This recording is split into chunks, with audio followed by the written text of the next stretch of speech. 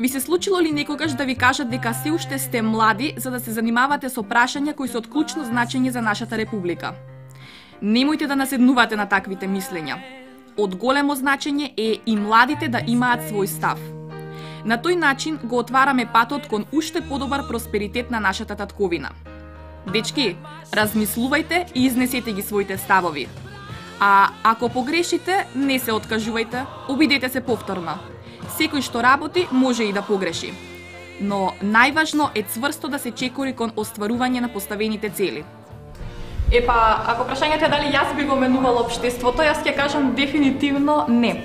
Значи, како и во секое општество, постојат некои недостатоци, некои работи кои што фалат, кои што треба да се подобрат, што е сосем нормално. Значи, нито едно општество не може да функционира, да биде супер во сите сфери. Значи, секаде мора понекаде да има некој недостаток. Но мислам дека, бидејќи јас искрено многу си ја сакам Македонија, јас сум многу приврзана за Македонија и не ни помислувам некогаш да одам да живеам во странство. Значи, како општество супер функционираме. Тоа што спомна Антонио за исполитизираноста, значи секогаш постојат политички различни мислења во секоја сфера, меѓутоа тоа не значи дека е пречка дека таа одредена сфера треба да престане да работи затоа што левицата мислела едно, десницата кажува друго. Значи во одредени сфери како што се образование, здравство, значи тука нема потреба да гледаме кој од која политичка партија доаѓа или кој како размислува. Да, сепак тоа се гледа. И тоа не е окей. Има многу недостатоци, има и недостатоци, има и добри страни, али има многу недостатоци.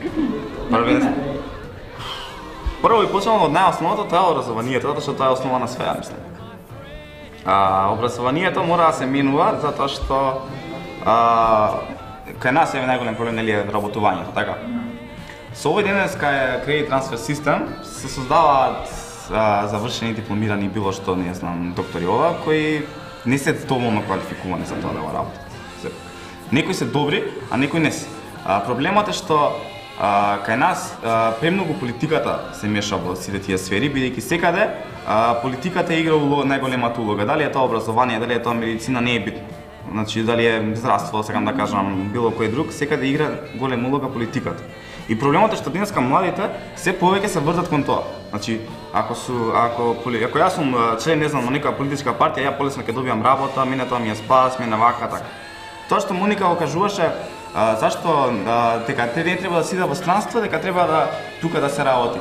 Да, зашто е подобра Германија? Германија е подобра бидејќи ако ќе отидам таму, ако ќе завршам како дипломиран, не знам, електроинженер, ако имам нормално добар успех и вако, јас сигурно таму добивам работа која ќе биде бар 2-3 пати поплатена од тука, можда и повеќе. И зашто би се вратил тука?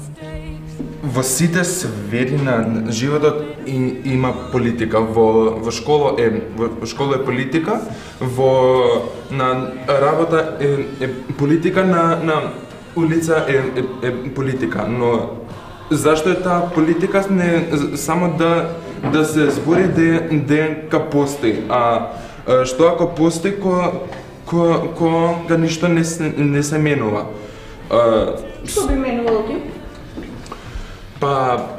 Најпрво би го сменил образованието. Јас во Македонија би сменила многу, затоа што факт е дека сите други се подобри од нас, затоа што немаме квалитетен кадар. Прва и основна работа. Педагошки ни е тука најблиско. Можам да кажам дека на педагошки се запишува оној кој нема да успее на било кој друг факултет. А од педагошки, значи тие треба да станат учителки кои што ќе ги учат најмалите деца. А како ќе ги учат кога таму дива лига е? Значи не знам, ајде да не спомнувам ништо друго затоа што можеби некого ќе навредам. Да не навлегувам, само сакам да кажам дека значи од најмалата генерација се образовани од нестручен кадар. Друго, значи што е прашање за во странство, јас секогаш викам и стојам секогаш за тоа, мене прва прилика да ми се отвори во странство да појдам, јас ќе појдам затоа што не останувам во Македонија, затоа што мојата еднина не ја гледам тука. Не гледам светла еднина ако останам тука, затоа што јас не планирам да ранам деца и да мислам дали јас ќе имам да им дадам за да одат во школа, дали ќе ги нахранам или не. Во Македонија својата иднина ја гледат или во Скопје или надвор, биејќи истина се инвестира само во Скопје, како што порано Југославија се инвестирала само во Београд, таму бил центарот. Значи според мене би треба Југославија се инвестираше во Словенија. Словенија и Београд, Словенија тој период, тој е таму. Значи мислам дека би требало да се прошири во другите градови. Значи зошто доаѓаат сите овде? Значи не име добро сакаат да скојаме и не име и на нив по волја да остаат све таму за да ја тука работат. Кога би се отворило во другите градови, пример, кога би се проширила индустрија, фабрики и такви работи, кои тие таму би можело да работат, значи би се зголемило за нас, за тие што живееме во Скопје, тука работат. Пример, сега ние тука кога би се вработеле во другите градови, големи се шанси дека ќе ја земаат таа работа, дека ќе ја добијат таа работа, веќе кај нив нема. И не се они криви, значи што доаѓаат тука да учат кога нема таму, кога не ја гледаат својата иднина. Не ја гледаат, нема, значи, тоа е. Ispolitizirani li ste vi mladi tam? Кој? Па да. Значи, возраст ispolitizirani. Значи не е, ако не кеш не мора, значи ти можеш да останеш на своето мислење, не мора да се вмешаш директно, значи за да ги смениш работите. Пример, јас лично, значи гледам таму, пример, кога јас би бил нешто повисока функција, значи јас би можел како што денеска пример заврши Благој просто фармацевт, значи заврши, го гледам дека го бива, значи зошто он да не биде? Пример јас работа, пример, во Зегин, просто, во Зегин не може да најдеш денеска што се збори. Значи, зошто да не работи? Зашто викаш, да работи. во Зегин не може да се најде, тоа не е некоја проста работа за да... Абе, не може, не дека не можеш да работиш, него нема место, сваќаш. Нема место. Тоа не е дека не се цени, сваќаш, што е за тоа школа. Значи, зошто он да не биде? Преку мене, значи, зошто ја да не му помогнам во тоа? Мислам дека како прво треба да се смени тоа нели со врски се, пошто не мислам дека треба тој што е најдобар, тој да добие работа, не тој што е тој што има најмногу врски или тој што не знам е син на овој, брат на оној. Да. Пошто во денешно време само така се добива работа. А мислиш дека сте ispolitizirani?